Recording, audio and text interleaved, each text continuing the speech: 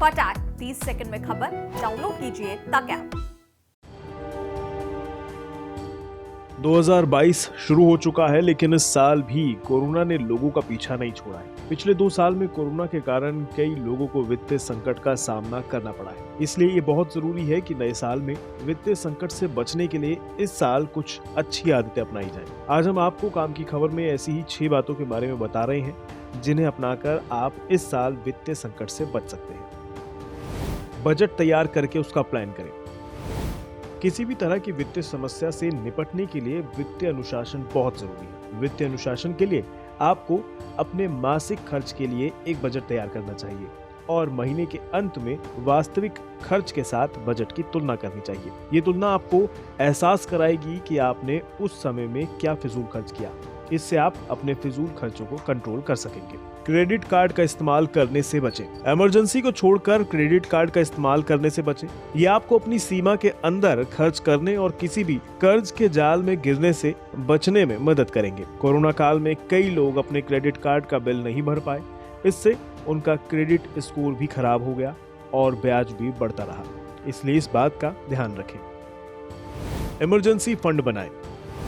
अगर किसी वजह से आप आर्थिक संकट के शिकार बन जाते हैं तो इस स्थिति से निपटने के लिए आपको अपने घर खर्च के लिए कम से कम 3 महीने के लिए जरूरी रकम एक इमरजेंसी फंड में रखनी चाहिए। ये फंड आप बैंक के सेविंग अकाउंट या म्यूचुअल फंड के लिक्विड फंड में बना सकते हैं। इस फंड का इस्तेमाल सिर्फ इमरजेंसी में ही करें। मेडिकल इंश्योरेंस है जरूरी। कोरोना काल ने लोगों को मेडिकल इंश्योरेंस की अहमियत समझा दी है। मेडिकल इंश्योरेंस आपको समय पर पर्याप्त मदद मुहैया कराता है। आर्थिक संकट के दौर में अगर आप या आपके परिजनों के सामने कोई मेडिकल इमरजेंसी की स्थिति आती है तो आप हेल्थ पॉलिसी के दम पर इसे आसानी से पार कर पाएंगे। अगर आपके पास हेल्थ पॉलिसी नहीं होगी तो आप परेशानी में फंस सकते हैं। कोरोना के लिए आप अलग से कोरोना कवच पॉलिसी ले सकते हैं। मंथली निवेश जरूरी है। नए साल में या भविष्य में पैसे को लेकर आपको ज्यादा परेशानी का सामना ना करना पड़े, इसके लिए निवेश के सही विकल्प को चुनें और अगर पहले से निवेश कर रहे हैं तो उसको बंद ना करें। मंथली निवेश या सिस्टमैटिक इन्वेस्टमेंट प्लान यानी SIP बहुत जरूरी है, जिसके जरिए आप आसानी से भविष्य की जरूरतों को लेकर फंड तैयार कर सकेंगे। एक ही जगह ना लगाएं पूरा पैसा। कभी भी अपना पूरा पैसा एक ही जगह निवेश नहीं करना चाहिए। आपको अपने पोर्टफोलियो में विविधता रखनी चाहिए, क्योंकि जरूरी नहीं कि आपने जहां पैसा लगाया है वो आपको रिटर्न दे ही दे। मान लीजिए आप 2 जगह 100 रुपए निवेश करते हैं।